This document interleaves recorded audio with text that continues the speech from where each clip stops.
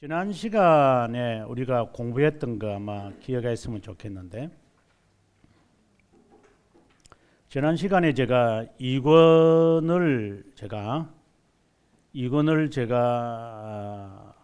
아웃라인을 하면서 1장 원죄, 사실상 이런 제목들이 항상 우리에게 연상이 안 되면 공부하는데 크게 도움 안 되는 것 같아요. 이는 타락한 의지인데 부패성도 좋다 이랬습니다. 그 다음에 3장 중생, 그 다음에 4장 심정의 섭리, 이렇게 들어갈 겁니다. 그 다음에 5장에 가서 자유의지가 들어갑니다.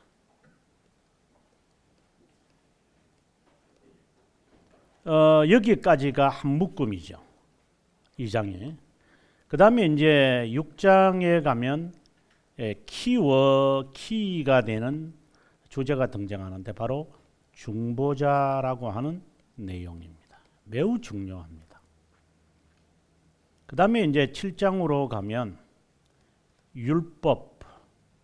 그래서 이제 이 하나의 묶음이죠. 오늘 십계명.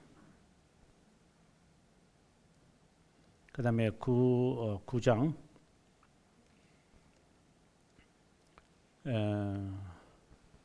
8장, 그 다음에 9장으로 가면 우리가 잘 아는 율법 또는 다른 말로는 복음이다. 복음이란 이렇게. 그 다음에 10장에 가서 구약 성경과 신약 성경의 유사성, 그 다음에 11장이 이제 차이, 상이성, 상이점. 요게 또 하나의 묶음입니다. 그 다음에 이제 중보자에 관한 이야기가 이제 실질적으로 들어갑니다. 이게 이제 보통 우리가 말하는 그리스도의 두 본성의 이야기가 등장을 합니다. 그게 12장에서 14장까지에 이릅니다. 이 그리스도의 두 본성에 관한 이야기입니다. 그 다음에 15장에 가보면 그분의 사역인 삼중직이 등장을 합니다. 이게 15장. 그 다음에 16장으로 가면 신앙 고백서에 나타난 그리스도의 사역 고백이 나옵니다. 이게 16장입니다. 그 다음에 이제 17장으로 가서 이제 마무리하게 되겠죠. 근데 이제 여기 16장, 17장 이 부분에서 중요한 것을 우리가 봐야 되는데 16장 마지막인 19항의 이 내용이 요한복음 3장 16절의 내용을 해설합니다. 그래서 이 이권 전체의 내용을 한마디로 요한복음 3장 16절을 가지고 해설을 하는데 이게 이해가 되어야 됩니다. 이거 이해 안 되면 지금 여기서부터 쭉 살펴본 거 다시 봐야 됩니다. 그 다음에 17장에 가서 제일 마지막 항에 가면 아마 12가지인가 13가지인가 정확하게 제가 기억이 안 나는데 질문들이 나옵니다. 이 질문에 대한 답변, 예를 들어서 권능을 얻으려면 그리스도 앞에 나와야 한다. 근데 그 말이 뭐지? 이런 이야기. 조건이 들어가고 답변이 있는데 이것에 대한 이해가 돼야 돼요. 앞의 이야기와 조건절과 답이 이해가 돼야 돼요. 그것의 답이 명쾌하게 되어진다면 앞서 말씀드렸던 요한복음 3장 16절과 요 마지막에 나타난 질문에 대한 것이 이해가 된다면 이거는 해결 다 했어요. 이 키워드가 이거예요. 그래서 미리 공부하시려면 이 부분을 미리 읽으셔야 될 거예요. 자, 아무튼 오늘은 우리가 2권이 크게 세 가지로 나누어진다 그랬죠. 타락하고 난 다음에 2권이 의지, 그 다음에 오성, 그 다음에 이성, 이런 것들이 다 타락했다. 다시 말해서 부패했다. 이 말을 지금 하고 싶은 거죠. 그래서 그냥 지난번 제가 제목에서는 타락한 의지, 부패한 의지 이랬고, 새로 이제 책을 출판을 할 때는 부패성이라는 단어로 좀 바꾸면 좋겠다 생각을 합니다만, 그래서 오늘 우리가 이 두 번째에 관한 이야기, 오성에 관한 이야기를 공부하도록 하겠습니다. 네, 여기부터 지성에 관한 이야기. 이건 뭐 다른 말로 말하면 오성이라고도 말할 수 있죠. 오성이라고 할 수 있습니다. 오성의 타락에 대해서 어떻게 지금 이야기하느냐면, 하나님으로부터 우리는 자연적 은사와 초자연적 은사를 받았다 이렇게 말합니다. 자연적 은사는 부패했지만 초자연적 은사는 없다 이렇게 봐야만 합니다. 초자연적 은사가 어떤 것입니까? 믿음의 빛과 의를 의미하는 것으로 하고, 그 다음 페이지에 보면 영적 은사라는 단어로 썼는데, 그 다음 페이지로 이제 가보면 이제 잘나게 나타납니다. 자, 그 다음 페이지를 보시면 초자연적 은사에 관한 이야기를 합니다. 믿음, 하나님을 향한 사랑, 선행, 의와 거룩, 연구 등이 있다 이렇게 말합니다. 우리가 쉽게 말한다면은 신앙 교리에 있는, 신앙 고백서에 있는 진리들이라고 보시면 됩니다.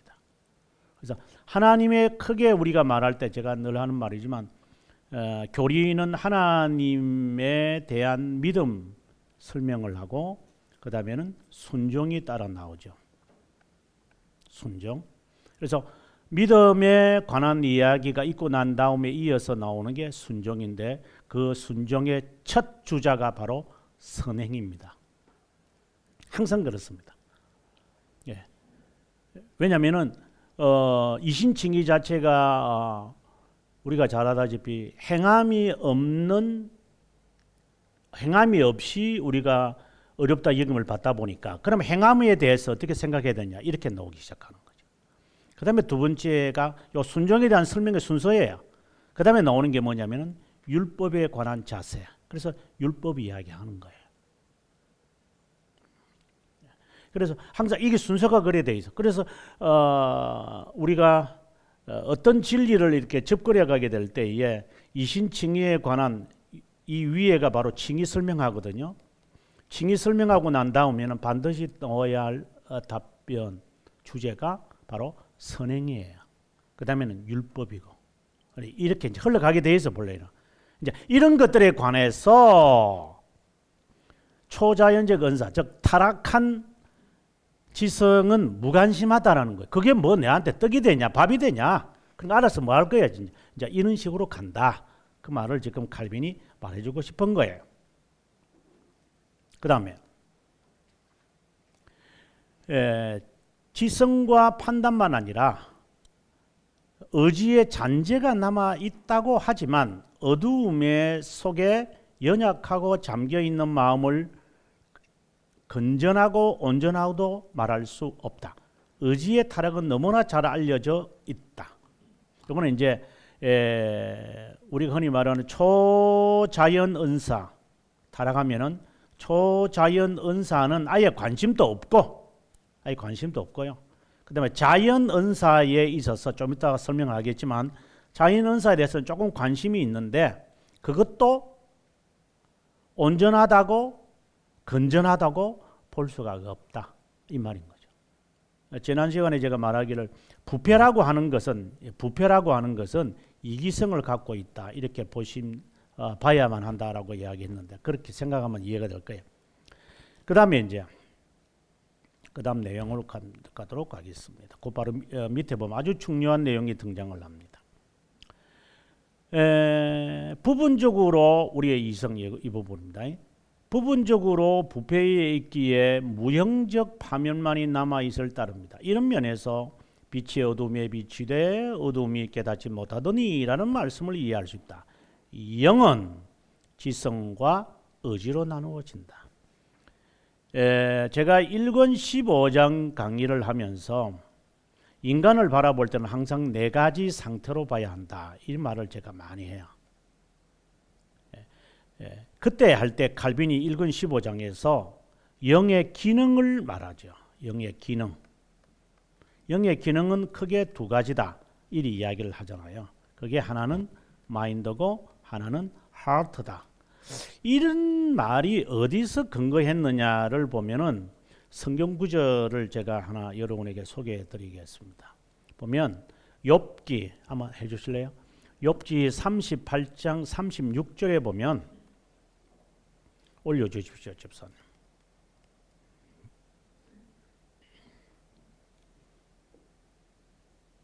아니, 욥기 36절. 조금만 한 줄만 있는 거.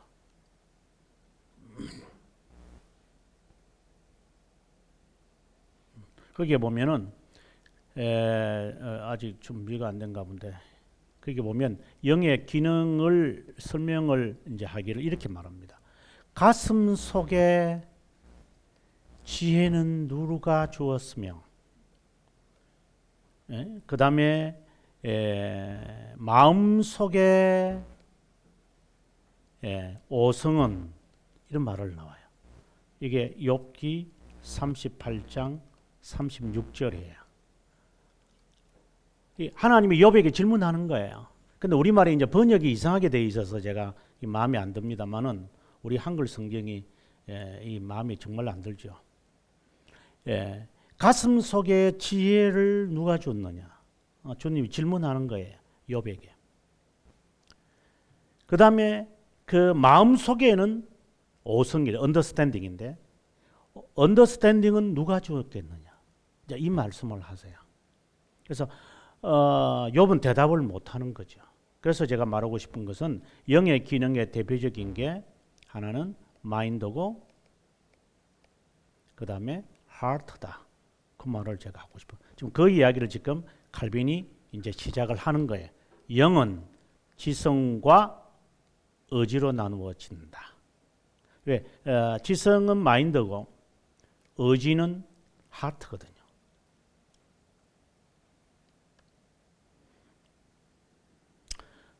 이제 지성의 능력을 논의하려고 합니다. 지성이 어떤 것을 설명하지 못할 정도로 영성적으로 눈멀어 있다고 비난하는 것은 하나님의 말씀만 아니라 통상적 경험과는 모순이 됩니다. 눈멀어 영성적으로 눈멀어 있다고는 하지 마라. 비뚤어져 있다는 것이지. 지금 자연 은사를 지금 말하고자 하는 겁니다. 지금 자연 은사를 지금 설명하려고 하는 거예요.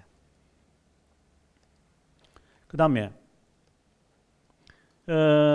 진리를 사랑함으로 자연스럽게 영향을 받을 정도로의 분별력은 인간 마음에 있다. 이걸 지금 뭘 지금 말하려고 하느냐면 이성에 대해서 이성이 있어서 인간은 진리에 대해서 조금이라도 맛은 본다. 그 이야기를 지금 이제 칼빈이 말하려고 이 이야기를 지금 끄집어내는 것 같아요.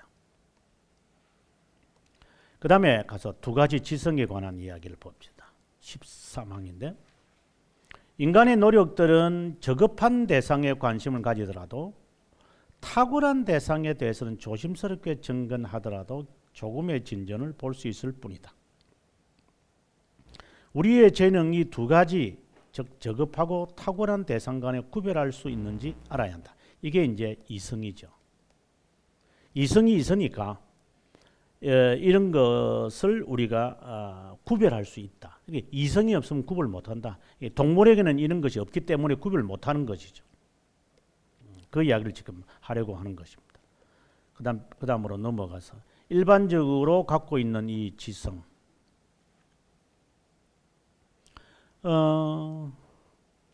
모든 자가 모든 것을 배우는데 동일하지 않다. 예술성도 마찬가지고. 그래서 사람마다 다르다라고 하는 거죠. 지성이라는 문예와 교양의 부분에 있어서. 그 다음에 또 하나 칼빈이 말해주고 싶은 것은 진리에 대해서도 마찬가지다. 예, 진리에 대해서도 사람들이 어느 정도는 알 수 있도록 하나님이 하셨다. 이 이야기를 지금 합니다. 그래서 지금 계속 생각해야 되시는 것은 자연적 은사를 생각하셔야 됩니다. 앞서 말씀드렸던 초자연적 은사에 대해서는 무관심하지만 사람들은 자연 은사를 가지고 그 중에 하나인 오성과 같은 것, 이성과 같은 것을 갖고 사람들은 막 추리하고 추정하고 어느 정도 맛을 본다. 그 이야기를 지금 하고 싶은 거예요. 그 자체는 부패에 대해서 있을 뿐이지 그래도 있다 이 말입니다. 인간 안에. 그 이야기를 지금 하고 싶은 것입니다. 그 다음 페이지 넘어갑시다.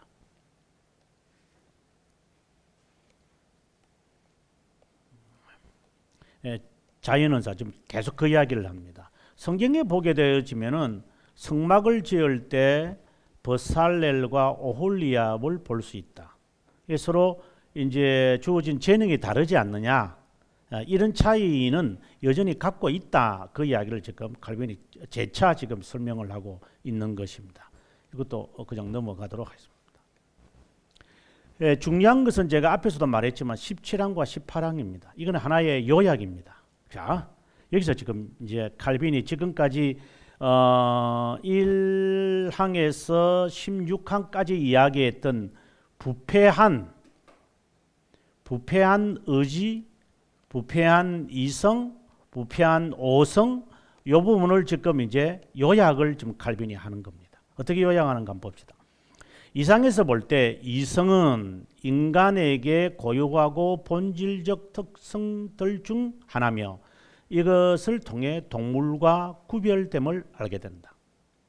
이성 없는 어떤 자들이 태어나기도 하지만 그 결함은 하나님의 호의와 은총을 손상시키지 못하고 오히려 우리에게 남아있는 것이 하나님의 관대함에 기인시켜야 함을 우리에게 기억시키는 역할을 할 것이다. 그래서 인간이 갖고 있는 이성, 부패한 것이지만 인간이 갖고 있는 이성을 가지고 인간은 동물과 비교가 되고 동물에게는 이성이 없으니까 그리고 그것이 부패되어져서 이기적으로 가지만 어쨌든 이것을 추구하려고 할 것이다. 이제 그 말을 지금 칼빈이 하고 있는 것입니다. 계속해서 우리가 한번 보도록 합시다.